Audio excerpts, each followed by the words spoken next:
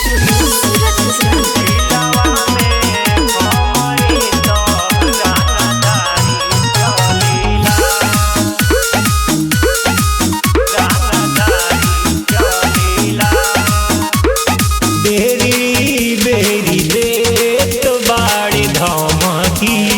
जानत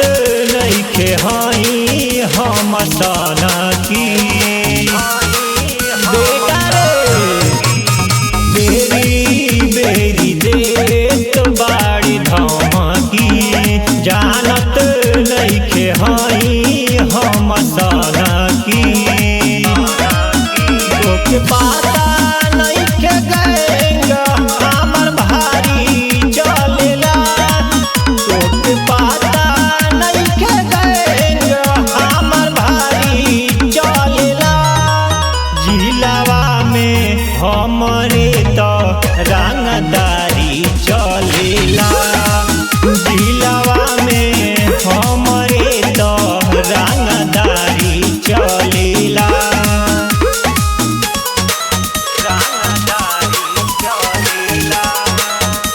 mix by DJ Shahabuddin.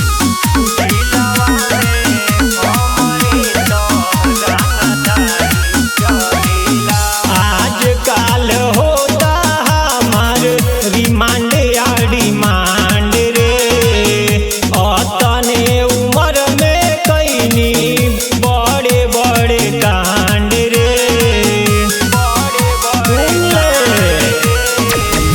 आजकल होता हमार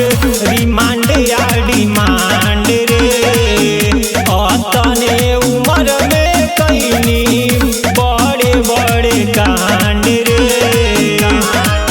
लोग कहेला कि बड़ा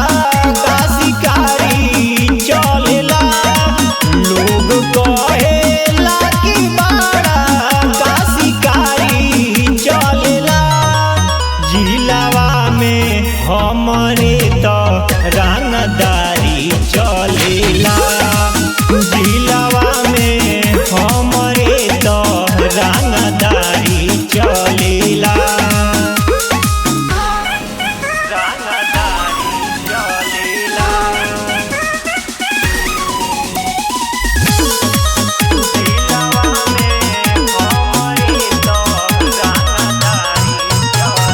अमरजीत के भले बाटे नाम बदनाम रे गोली चलेला सुनू